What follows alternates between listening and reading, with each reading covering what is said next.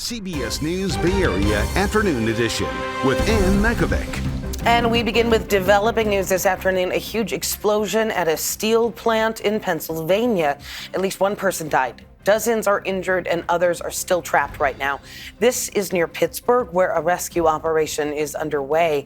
A fire broke out at the plant just before 11 a.m. local time. We know several people have been taken from the scene in ambulances, and we're going to bring you any major updates. President Trump, meantime, ordering federal forces to the streets of Washington, D.C. He says this is to help combat crime and move out the homeless, despite local leaders saying crime is down. And the president says he has his eye on other U.S. cities, including here in the Bay Area. We have other cities that are very bad. New York has a problem. And then you have, of course, Baltimore and Oakland. We don't even mention that anymore. They're so far gone. We're not going to let it happen. We're not going to lose our cities over this. The president did not give details on what could happen in cities like Oakland and New York. Torian Small picks up our coverage from Washington, D.C., where people are already protesting the president's announcements.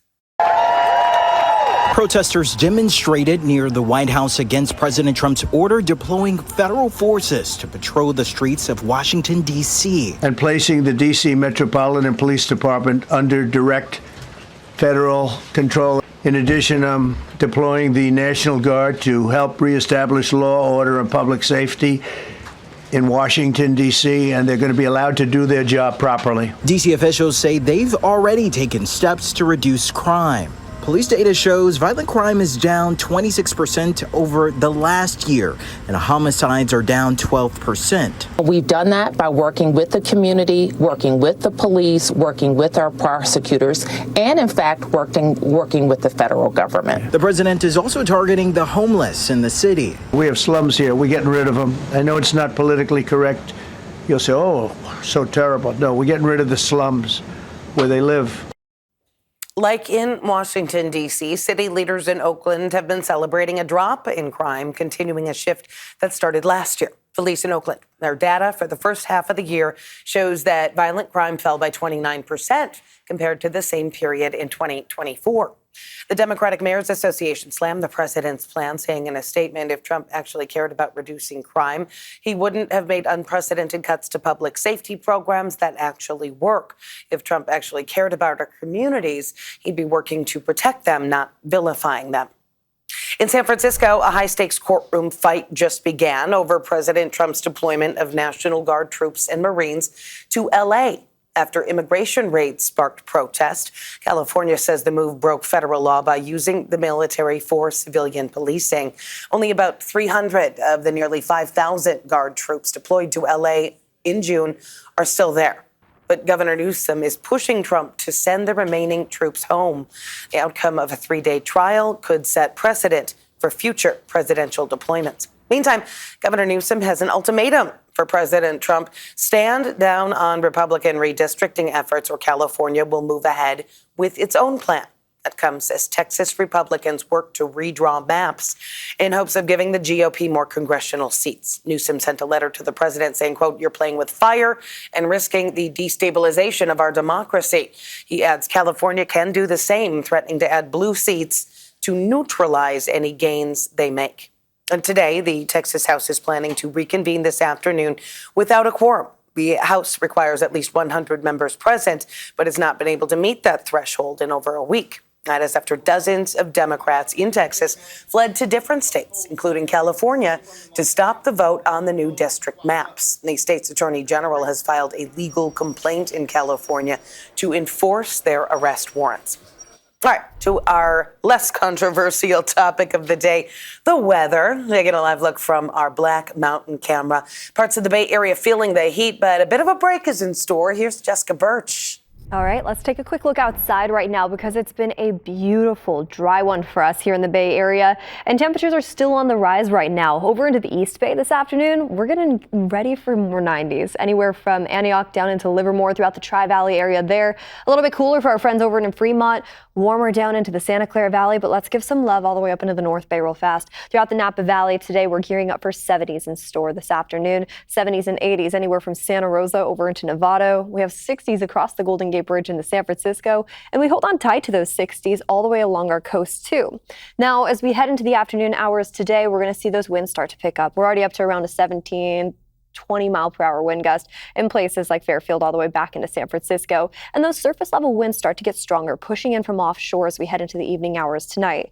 You know, strong winds mixed with low relative humidity and hot temperatures, those are all fire weather conditions. So we keep a close eye on that. But as we head into the next couple days, those temperatures are about to drop. I'll have more on that in a bit. Heads up for transit riders. BART has officially begun its Big Sync. This is basically a coordinated effort between transit systems in the Bay Area, the buses, the trains, to make connections more efficient. So some trains are now going to leave a few minutes earlier or later, so do check before you ride. The noticeable changes, there's going to be a faster Antioch connection at the transfer platform and more dwell time at Millbrae and Dublin Pleasanton stations to improve reliability of Caltrain and bus connections. We have 20 transit agencies that are working together to get our schedules in line to minimize travel times, as Bob said, because getting time back from a transfer is more time than you could spend with your family, with your friends, at work, but we like the other two things a little bit better. BART says these changes could save a rider up to 20 minutes a day. That is about an hour a week for people commuting to work.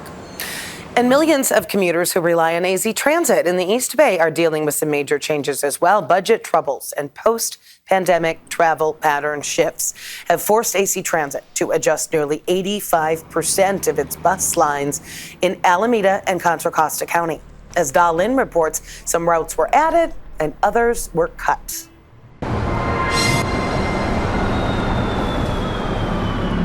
Every Sunday, Oakland resident Rosemarie Kiamba takes the 33 bus to work.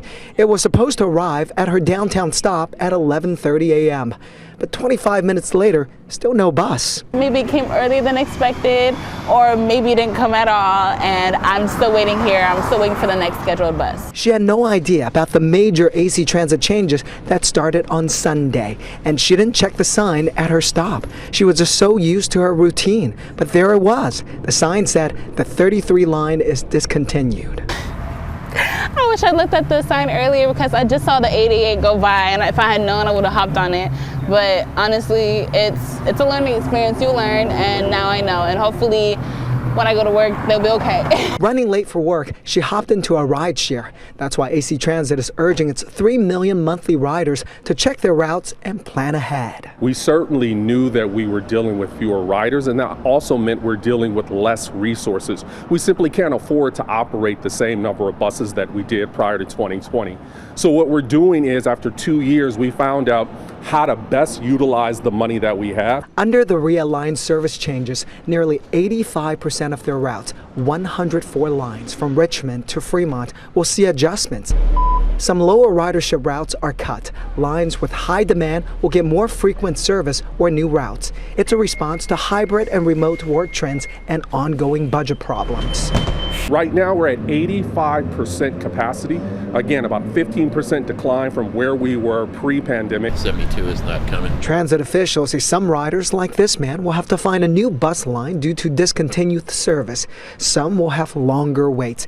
That's why they're asking people to allow extra time. I don't understand all the changes, but, I guess they gotta do them. No, I don't get frustrated. Life is too short. Just gotta be patient. Just have to be patient. Rosemarie says losing her route is frustrating, but she still believes in public transit. Also, it's really expensive to have a car, especially with parking costs. AC Transit officials say if they get more money later on, they can always bring back the cut routes and add more frequency. Now, state lawmakers are talking about a regional tax measure to help fund all Bay Area transit agencies, but nothing is final yet. It is back to school for students in the Alameda and Oakland Unified School Districts today. In Oakland, new school year getting underway with a change in leadership. Interim Superintendent Dr. Denise Sadler started her new post on July 1st, and today she's touring 9 schools, meeting staff and families, and she's observing teaching and learning in the classroom. Still ahead here at noon and streaming on CBS News Bay Area, a new feature on Instagram raising concerns about privacy and safety. We're looking at how to use it or turn it off. And Chase Center getting ready for the next Valkyries game and what is going to be a big reveal.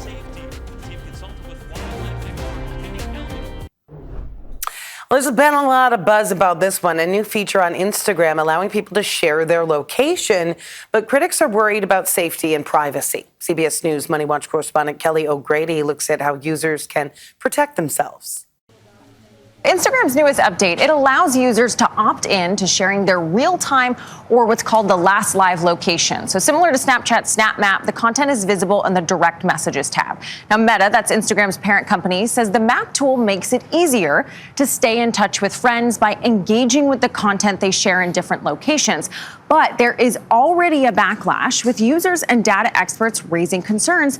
This update could compromise privacy and safety. Now, in a statement to CBS News, Meta said Instagram Map is off by default and your live location is never shared unless you choose to turn it on. If you do, only people you follow back or a private custom list you select can see your location. While the map feature does require user consent, any content you have proactively tagged a location in can show up on the map. So if you're concerned, here's what you need to do to stay in control of your information. Go to your Instagram direct messages, open your map settings, and ensure the location sharing option is set to no one. And I'll note, if you're a parent with supervision controls in place, you decide if your teen has access to that location sharing.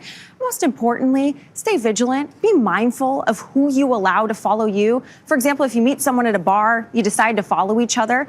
If you've chosen to share your location with friends in that map feature, that person can see it. It is always a good idea to leave a location before you post about it. Well, we are getting ready for tonight's Golden State Valkyries game at Chase Center, as well as a big reveal. You might remember last week there was a giant violet egg that appeared in Thrive City. Fans got a chance to check it out before it ended up moving inside the stadium. Tonight, the egg is set to hatch at halftime. As for what could be inside that egg, here's some of what the Valkyries players guessed. Let me guess what can be in this egg. I don't know, some chocolate probably, because I'm hungry, so I'm thinking about chocolate. A Valkyrie. I think it's that big fat W, okay? Dubs. Is the egg up there? Breakfast. I think there's a family in the egg.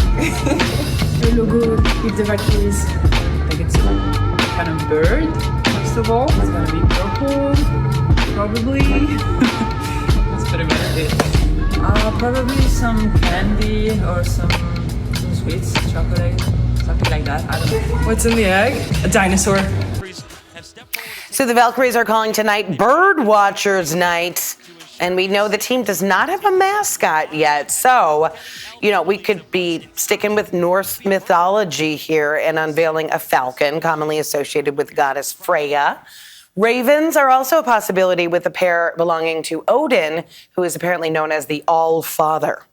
The Valkyries taking on the Connecticut Sun at Valhalla tonight. The Golden State Warriors, Valkyries rather, continuing to push for the playoffs. You can watch that game live on our sister station, Pix Plus. Pregame starting at 6:30 tonight.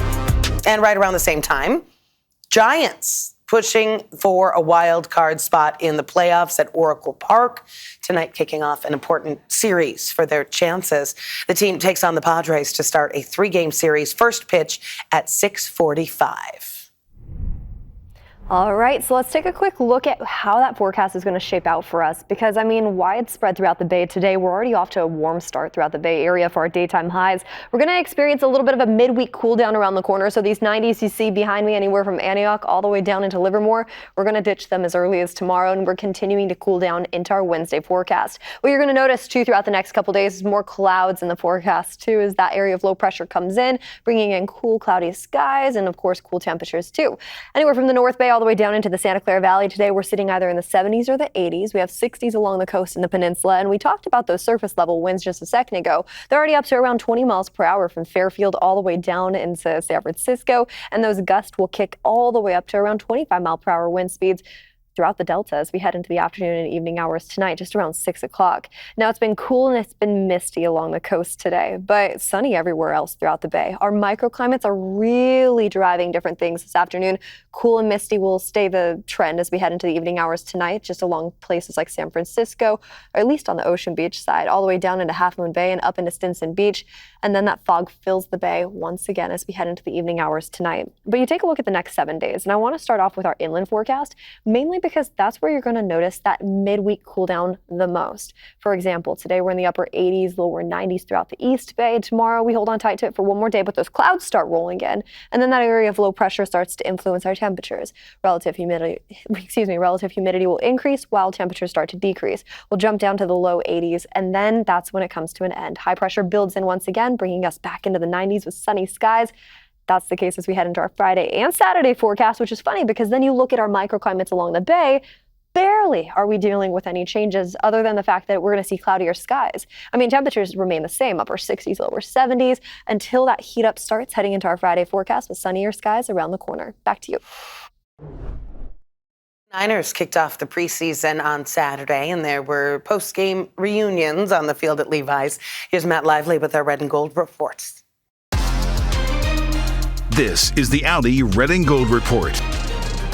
The 49ers played their preseason opener Saturday night at Levi's Stadium. San Francisco sat pretty much all of their projected starters for week one, but the faithful that did stick around until the end of the game did get to see Law and Warner on the field together again.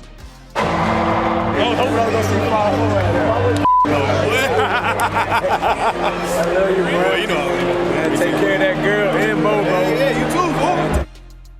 One player who did play Saturday for the Niners was defensive back Chase Lucas. He had 8 tackles, a pass breakup, and pressured Denver's #1 quarterback Bo Nixon into an incompletion in the end zone to force a safety. I just had a blitz to the strong side, and I don't think Nick see me, and he got rid of it just in time because I was gonna get his. Shout out to them for getting the dub, but I think that we put a stain on their first team offense for a little bit. I'm Matt Lively with the Red and Gold Report. A landmark deal about to change a lot of people's fight nights. Details coming up. Well, Paramount just landed a knockout deal, teaming up with the UFC in a move that's going to bring every fight to streaming fans in a whole new way. Starting in 2026, Paramount Plus is going to become the exclusive U.S. home for all UFC events. 13 major fights and 30 fight nights each year, with select bouts also airing on CBS. That deal drops the pay-per-view model, giving subscribers access at no extra cost. Paramount is the parent company of CBS News. We'll be right back. August is Transgender History Month, and we are spotlighting a new book that uncovers the rich history of San Francisco's transgender district. Author and activist Reverend Dr. Megan Rohrer traces trans history in the Tenderloin and Market Street back to the 1800s, sharing rare photos and stories once hidden in archives. You can watch our full story coming up at 5 o'clock. Meantime, that is it for the afternoon edition this Monday. Hope your new work week is kicking off well. Remember, we are streaming 24/7 on the free CBS News app. Have a great Monday afternoon.